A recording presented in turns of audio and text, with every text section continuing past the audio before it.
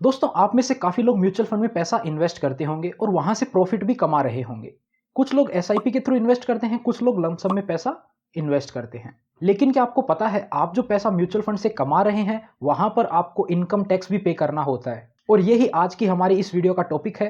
Mutual fund में जो आप प्रॉफिट कमाते हैं, उसके ऊपर टैक्स की कैलकुलेशन कैसे होती है और उस पर टैक्स कितना लगता है। चाहे आपने लमसम में पैसा इन्वेस्ट किया हो या फिर एसआईपी में पैसा इन्वेस्ट किया हो, दोनों की अपन इस वीडियो में बात करेंगे। आपसे बस एक ही रिक्वेस्ट है, इस वीडियो को एंड तक जरूर देखिएगा। नमस्कार दोस्तों, मेरा नाम है राकेश, आप देख रहे हैं बैंकिंग बाबा यूट्यूब चैनल। तो चलिए आज की इस वीडियो को शुरू करते हैं।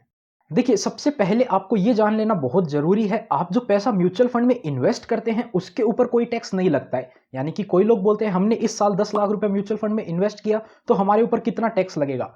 पैसा इन्वेस्ट करने पे टैक्स नहीं लगता है। म्यूचुअल फंड पे टैक्स जब लगता है जब आप उसको सेल करते हैं। यानी कि सपोज आपने कोई इन्वेस्टमेंट 10 लाख रुपए का किया और कुछ समय बाद उसकी वैल्यू 12 लाख रुपए हो जाती है, तो भी आपको टैक्स नहीं लगता है। जब आप उसको बेचते हैं 12 लाख रुपए में और वहां से आपको जो 2 लाख रुपए का प्रॉफिट होता है, उसके ऊपर ही केवल आपको टैक्स पे करना होता है। अब देखिए, इनकम टैक्स की तरफ से बात करें तो म्यूचुअल फंड दो तरह के होते हैं। एक होते हैं इक्विटी कैटेगरी के और दूसरे होते हैं डेट कैटेगरी के। इक्विटी ओरिएंटेड म्यूचुअल फंड भी इक्विटी में आते हैं और डेट ओरिएंटेड म्यूचुअल फंड भी डेट कैटेगरी में आते हैं।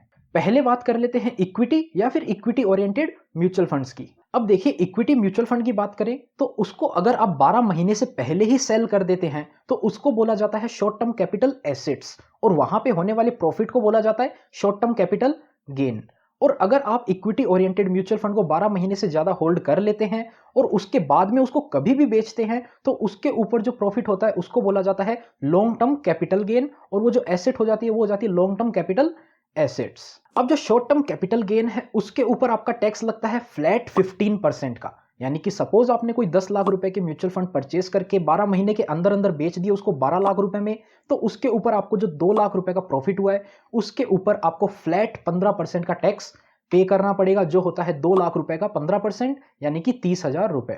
वहीं अगर आप उस म्यूचुअल फंड को 12 महीने से ज्यादा होल्ड करते हैं और उसके बाद में बेचते हैं, सपोज आपने 10 लाख रुपए का परचेस करा और उसको 14 लाख रुपए में बेचा, तो वहां से आपको प्रॉफिट हुआ 4 लाख रुपए का। अब उसके ऊपर लगता है 1 लाख रुपए तक तो कोई भी टैक्स नहीं, और उसके बाद वाले अमाउंट पे लगता है फ्लैट 10% का टैक्स। यानी कि 4 लाख रुपए में से 1 लाख रुपए के ऊपर तो कोई टैक्स नहीं लगेगा, और बाकी के जो 3 लाख रुपए हैं उसके ऊपर फ्लैट 10% का टैक्स लगेगा। यानी कि यहां पर भी 3 लाख पर 30,000 का टैक्स आपको पे करना पड़ेगा। अब देखिए, कुछ लोग एसआईपी में इन्वेस्टमेंट करते हैं और वहां से उसको एक साथ सेल करते हैं, तो उसमें से आपको खुद से चेक करना पड़ेगा कौन सा कैपिटल एसेट आपका शॉर्ट टर्म है और कौन सा लॉन्ग टर्म है। यानी कि पिछले 12 महीने में जो भी आपने एसआईपी पे करी है वो तो आपकी शॉर्ट टर्म में आएगी, और उससे पुरानी जो भी एसआईपी है वो आपकी लॉन्ग टर्म में जाएगी। ये सारा का सारा काम खुद से आपको चेक करना होता है, और अपनी इनकम टैक्स रिटर्न में आपको ही डिक्लेयर करना पड़ता है, और आपको उसके ऊपर जो भी टैक्स बन रहा है वो खुद से पे करना होता है। ना ही आपका कोई ब्रोकर,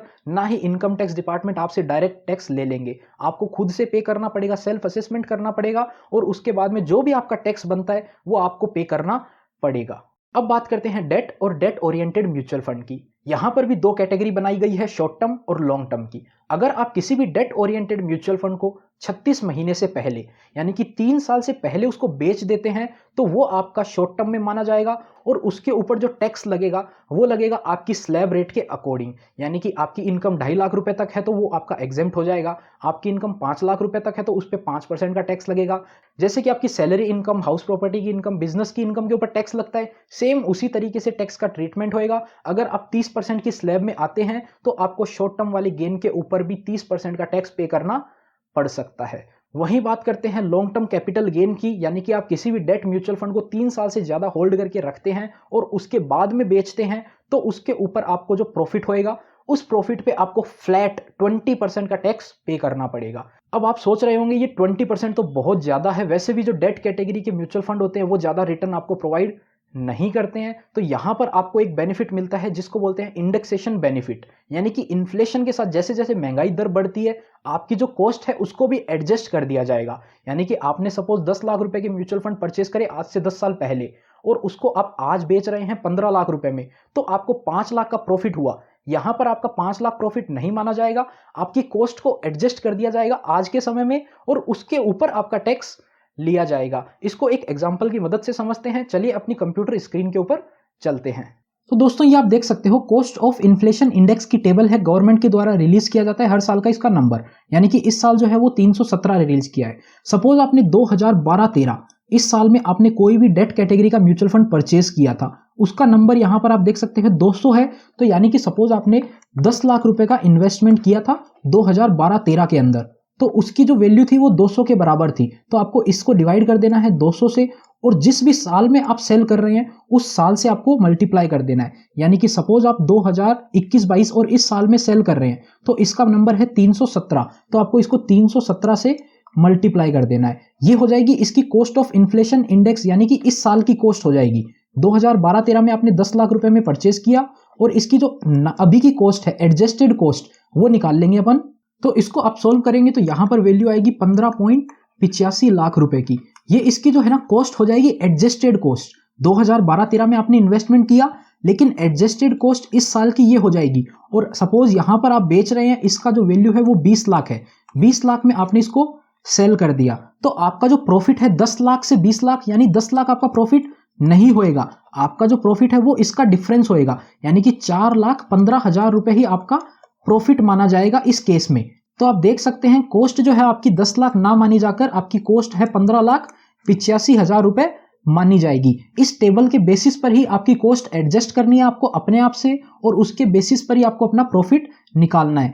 ये जो इन्फ्लेशन का बेनिफिट है ये सिर्फ और सिर्फ लॉन्ग टर्म की डेट कैटेगरी में ही मिलता है, शॉर्ट टर्म में आपको कहीं नहीं मिलेगा। इक्विटी के लॉन्ग टर्म में भी आपको ये बेनिफिट नहीं मिलेगा। इसका बेनिफिट सिर्फ और सिर्फ आपको लॉन्ग टर्म डेट कैटेगरी के म्यूचुअल फंड में ही मिलेगा, यानी कि 36 महीने से ज्यादा आप डेट कैटेगरी के म्यूचुअल फंड को होल्ड करते हैं तो उसके अंदर ही आपको ये बेनिफिट मिलेगा। यहां पर आप देख सकते हैं 10 लाख और यहां पर आपकी कॉस्ट हो जाएगी 15.85। अब इस अमाउंट के ऊपर आपको 20% का टैक्स देना पड़ेगा। ये जो टैक्स है वो फ्लैट जाएगा, यानी कि 4,15,000 के ऊपर आपका फ्लैट 20% का टैक्स कैलकुलेट होगा। और इसके अलावा भी म्यूचुअल फंड से आपको डिविडेंड इनकम भी हो सकती है। कोई भी म्यूचुअल फंड अगर डिविडेंड डिक्लेयर करता है तो वो डिविडेंड आपके बैंक अकाउंट में डायरेक्ट आ जाएगा और वो भी आपका एक प्रॉफिट ही माना जाता है, और उसके ऊपर आपको इनकम फ्रॉम अदर सोर्सेस में दिखाना होगा और आपकी स्लैब रेट के अकॉर्डिंग उसके ऊपर आपको टैक्स पे करना होगा। अब देखिए कुछ म्यूचुअल फंड होते हैं जो आपसे 1% चार्ज करते हैं एग्जिट लोड के नाम पर, वो आपका प्रॉफिट या फिर टैक्स नहीं होता है। वो आपका जो चार्ज जा रहा है वो जाने दीजिए, वो आप उसको ऐसा मत समझिए कि वो आपका इनकम टैक्स है तो आपको इनकम टैक्स पे नहीं करना पड़ेगा।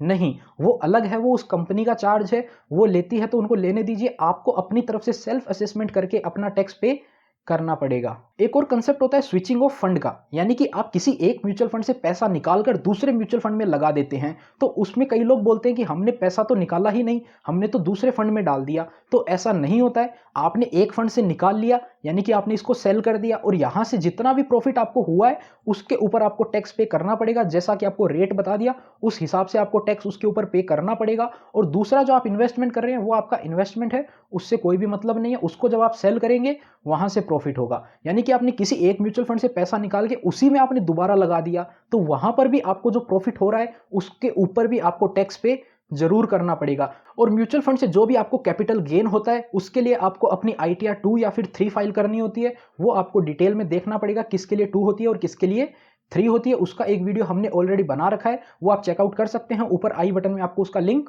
मिल जाएगा।